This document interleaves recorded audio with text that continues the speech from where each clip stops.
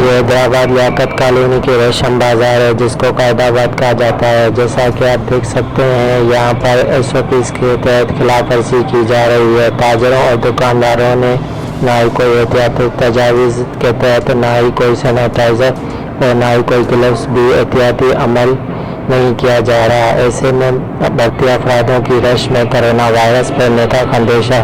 دوسری یہ بھی میں آپ کو بات بتاتا چلوں کہ ادھر لوگوں کا اور دکانداروں کا کہنا ہے کہ یہ مین روڈ جو ہے وہ بھی آپ دیکھ سکتے ہیں کہ کتنا خراب بنا ہوا ہے۔